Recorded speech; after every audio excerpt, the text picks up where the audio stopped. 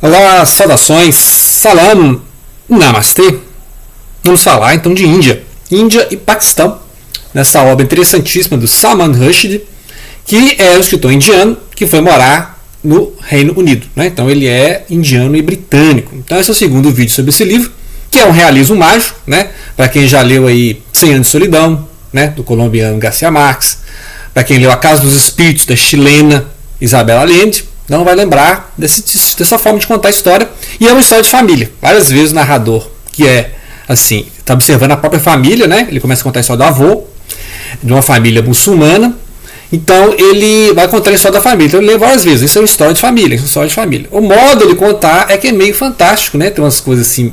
Lembra fábulas medievais, lembra o Mil e Uma Noites, lembra aqueles contos épicos persas, né?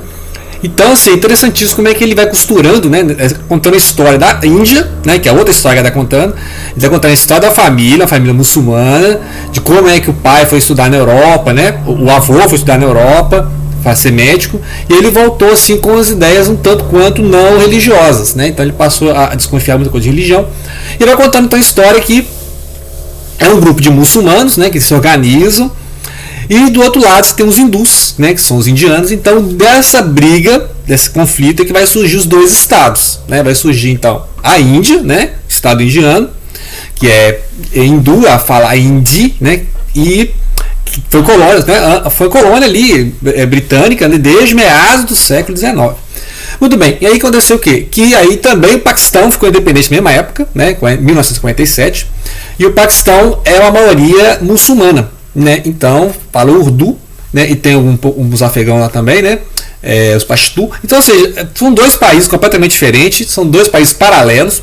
E acontece na história que se tem um menino que é de etnia hindu, só que ele foi criado como muçulmano, e o muçulmano criado como um hindu, mostrando esses entrelaçamentos, né? Nesse livro aqui tem muita crítica aos muçulmanos, né? Que é a família do Rushdie, né? Salman Rushdie. Então ele faz muita crítica ao muçulmano, não ao nível do Satanic Verses, né, que é o livro que o condenou à morte, porque é realmente um livro muito chocante, assim, para incomodar mesmo os muçulmanos. Mas ele faz várias ironias também com o hinduísmo, né, o brahmanismo, lembrando que a grande diferença entre a religião muçulmana, que é monoteísta, né, um Deus único, e a religião hindu, que é politeísta, né? Então, ou seja, uma religião monoteísta e a outra religião politeísta. Existem movimentos, né? Nós sabemos que tem movimentos dentro do hinduísmo que tem uma preferência monolátrica, ou seja, monolatria por certos deuses, né? Da Trimurti, né? Então tem o pessoal que é muito devotado a Shiva, né? O pessoal muito devotado ao Krishna, né? Que seria Vishnu, e aqueles que querem o monoteísmo de Brahman, né, o absoluto, né? Então tem dentro do politeísmo hinduísta, né, que o hinduísmo é um termo muito amplo, né? Hinduísmo é o nome que nós ocidentais damos às crenças da Índia, mas tem o brahmanismo, que é uma linha mais monoteísta. O brahmanismo até chega a dizer que os três deuses, né, o Brahma, o Vishnu e o Shiva, são emanações do mesmo ser divino. Então são manifestações, né? Então, e para o hinduísmo é muito comum essa ideia dos deuses encarnarem, né?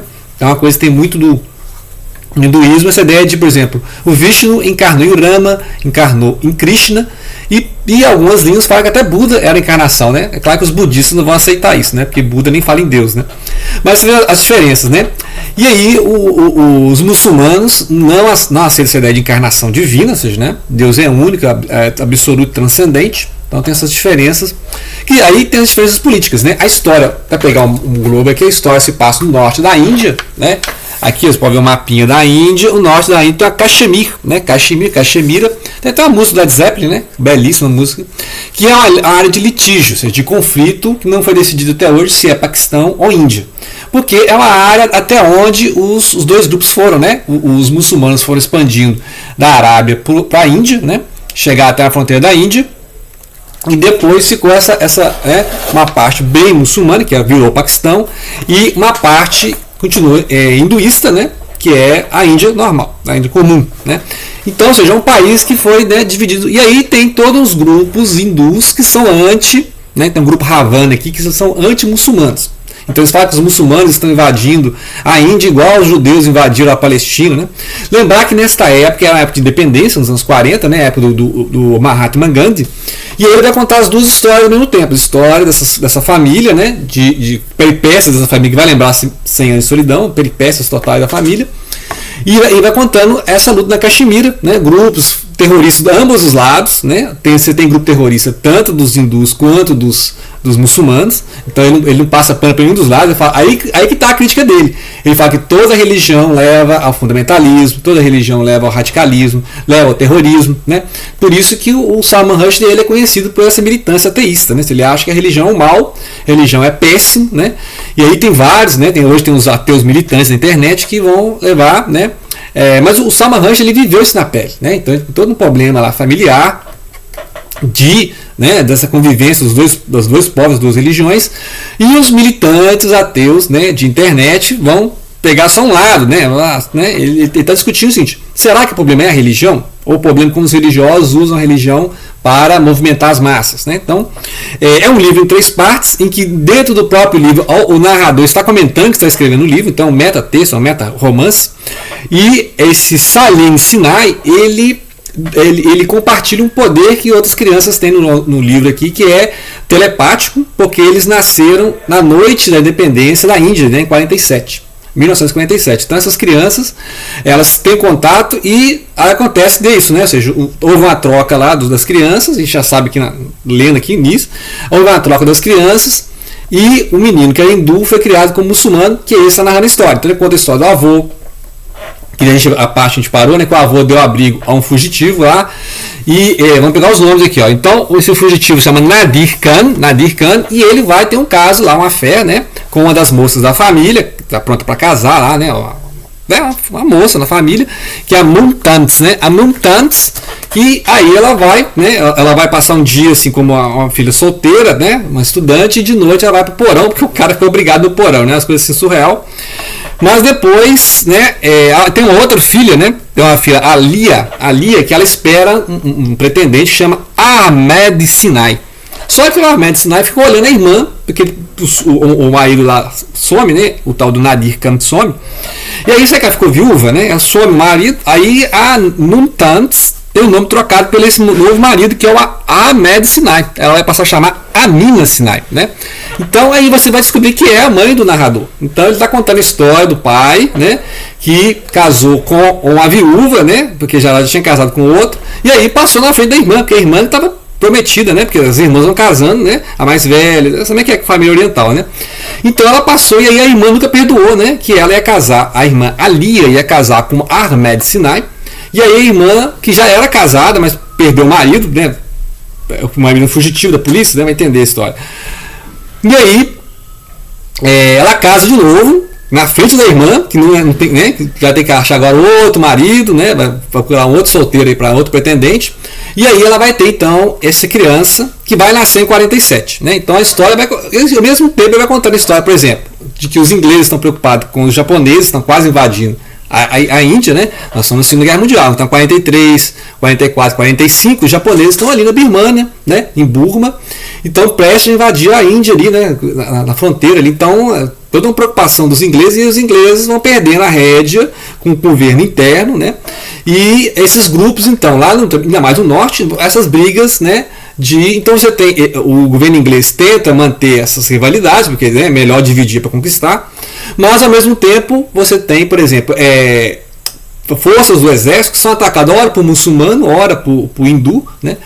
E parece que os ingleses conseguem fazer mais acordo com os hindus, e aí os muçulmanos ficam mais para a região mesmo de onde é o Paquistão, né? A Caxemira continua em litígio, né? E tem grupos, né? Grupos, por exemplo, o sikhismo é um grupo assim que tem práticas de yoga, que é do hinduísmo, né? Mas é um grupo monoteísta igual os muçulmanos, né? Porque eles têm práticas sufistas, né? Do sufi. Então o sikhismo é um híbrido aí, né? Tem práticas hindus e práticas muçulmanas, só que eles não são permitidos entre os muçulmanos. Então eles fugiram, né? Estão no Punjab ali, que é a mesma região no norte, né? Punjab, Caxemira. Eles fugiram para a parte indiana. né? Então eles começaram a parte que é hoje o Paquistão, só que eles foram para a parte mais indiana porque justamente os muçulmanos não aceitam nem seitas dentro do islamismo, né? Você estudando lá no Paquistão, existem outras seitas do próprio muçulmano, né? Pessoas que se julgam muçulmanas, só que como elas não seguem o muçulmano, assim, a linha, né, vamos dizer, ortodoxa, né? Não sei se eles usam esse termo lá, essas pessoas são inclusive atacadas pelos muçulmanos, né? Os muçulmanos que seguem toda a linha, né, ali da Arábia. Então tem outros grupos muçulmanos, e um desses grupos muçulmanos se juntou com práticas hindus no sentido de yoga, mas não práticas idólatras, né? O sikhismo é monoteísta, não segue outros deuses, a não ser Allah, né, que é o mesmo Deus dos muçulmanos, é o monoteísmo, né? Então é interessante analisar o que ele vai fazendo aqui. Ele vai fazendo a colagem na história de família, né, assim, histórias mirabolantes de família, ao mesmo tempo em que tem esse realismo mágico, né, em que um rapaz telepaticamente vai conseguir contato com as outras crianças que nasceram na mesma noite, a mesma meia-noite, né, que são crianças da meia-noite, né, filhos da meia-noite, Midnight Children, né, são as crianças da meia-noite, que são essas crianças que nasceram na independência, né, e na mesma época que teve a independência da Índia, teve a independência do Paquistão. Então, ou seja, foi um problema ali. E tem minorias muçulmanas, tanto na Índia, né, o país Índia, quanto ali na região da China, né? Então tem minorias muçulmanas ali que são perseguidas, né?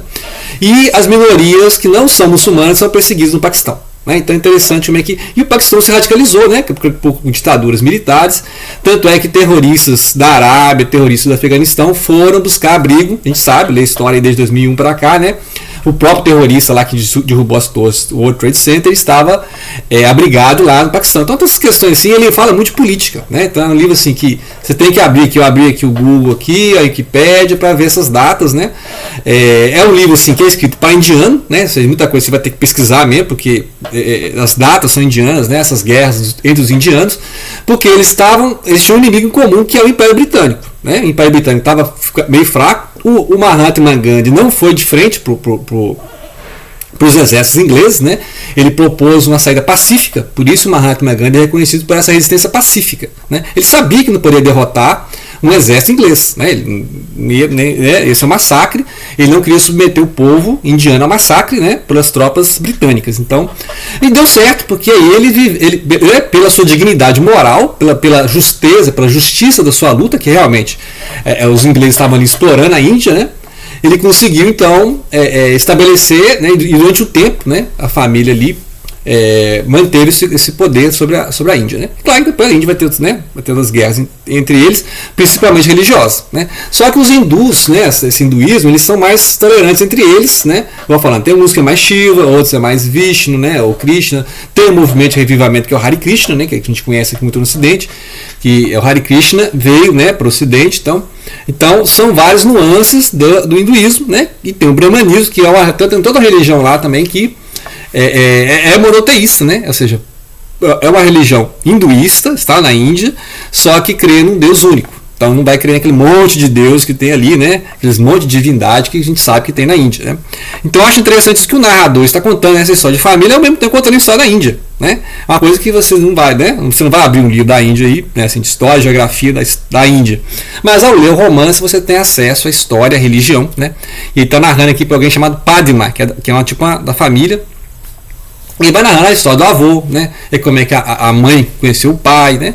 Eu acho interessante mais. E ele fala assim: as lendas constroem a realidade, né? Então muitas vezes você acha que as lendas, né, são todas invenções, mas muitas vezes as lendas é que movem os povos. Então ele fica vendo os dois povos brigando ali, os hindus, né, e os islâmicos, né, os muçulmanos.